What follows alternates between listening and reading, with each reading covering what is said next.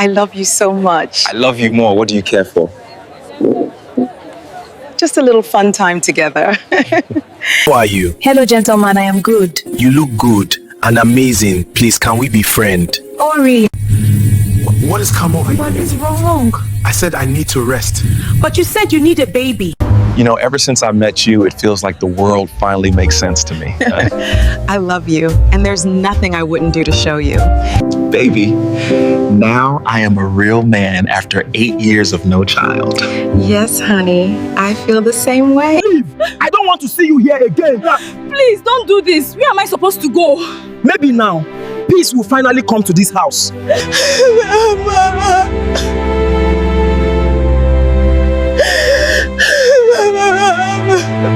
Useless, barren woman, get out of my house right now.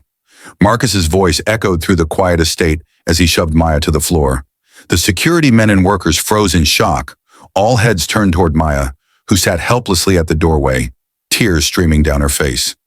Please, Marcus, please don't do this to me, she begged, her voice shaking. But Marcus wasn't listening. He grabbed her worn-out suitcase and flung it across the porch like it was trash. 10 years, Maya. 10 years of marriage, and you couldn't give me one child. All you brought into this house was disappointment. His words cut deep. Standing beside him was Ashley, his pregnant mistress, her hand resting on her round belly, a smug smile on her lips. A real woman knows how to make her man happy, Ashley said coldly. All you did was waste his time. Maya's heart shattered into a million pieces. The mansion behind her, the home she had built with love and sacrifice, now felt like a prison she was being thrown out of. She looked at the staff watching in silence, their eyes filled with pity, but too afraid to speak up. You promised me forever, Marcus. You said we'd get through anything together, Maya whispered through her tears. Marcus's face turned hard as stone. Forever ended when I realized you were never going to give me what I needed. Take your suitcase and leave. That's all you came here with anyway. He slammed the door in her face, and just like that, 10 years of marriage died. Please subscribe and share this story. It is your support that keep this video alive. Maya stood there trembling, her fingers gripping the handle of her suitcase as humiliation washed over her like a tidal wave. Then from deep within her chest, a scream tore through the air, raw, broken, and filled with pain. It was the kind of scream that made everyone who heard it stop and remember it for days.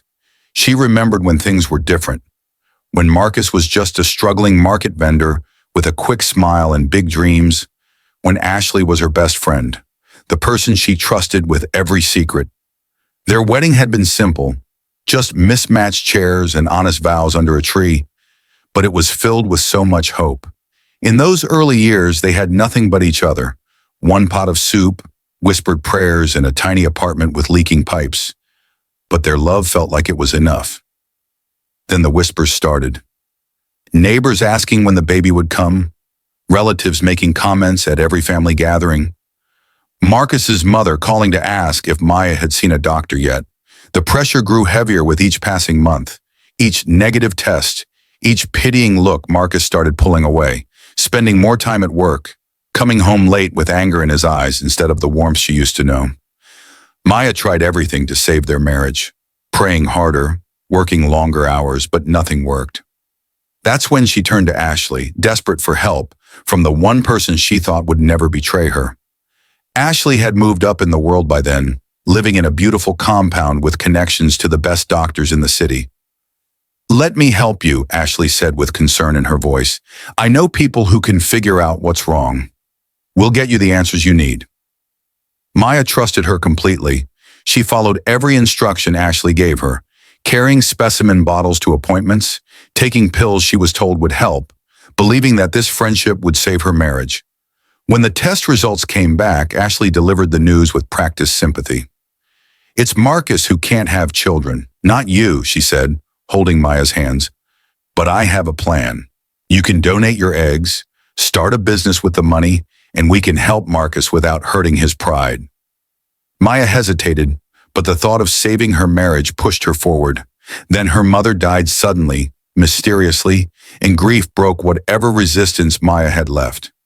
She signed papers she didn't fully read, went through procedures she barely understood, and watched as Marcus's life transformed. Overnight, money started flowing in. New business deals appeared. Expensive cars filled the driveway, and the small apartment became this massive mansion. But Marcus grew colder with each dollar, his eyes looking through Maya like she was invisible, his touch becoming rare and then disappearing altogether.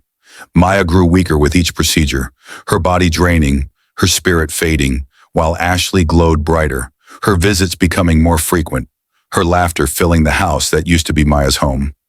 The final call came on a Tuesday. "One more procedure," Ashley insisted. "Just one more and everything will be perfect." Maya agreed, exhausted and desperate, not knowing that fate was about to flip the script entirely. Now here she was, thrown out like garbage, walking into the night with nothing but that worn suitcase and a broken heart. The streets felt dangerous and cold as she wandered aimlessly, with nowhere to go and no one to call. Her parents were gone, her friends had disappeared over the years, and the only family she'd known had just locked her out. The wind picked up, and she felt it before she saw it. That creeping sense that she wasn't alone, that someone was watching her, waiting for her to stumble further into the darkness. Then 4 large men stepped out from an alley, blocking her path with threatening smiles. "So you're the one who upset our boss, lady?" one of them said, cracking his knuckles. Maya's pulse raced as she clutched her suitcase tighter. "I didn't do anything. Please just let me pass," she begged. They laughed, a cruel sound that made her blood run cold. "You messed with the wrong person, and now you're going to pay for it," another one said, moving closer. Maya realized in that moment that this was all planned, that Ashley's betrayal went deeper than she ever imagined, that this attack was orchestrated before she'd even been kicked out. "Please, I'm innocent," Maya whispered as they circled her like wolves. "Nobody's innocent," one spat back. Just when she thought it was over, headlights blazed through the darkness and a car came speeding toward them, horn blaring loud enough to wake the dead. The men scattered in confusion and Maya ran, barefoot and desperate, her lungs burning as she pushed her body to move faster than it ever had. She didn't know where safety was, only that she had to keep running or risk losing everything, including her life. But fate wasn't done playing with her yet.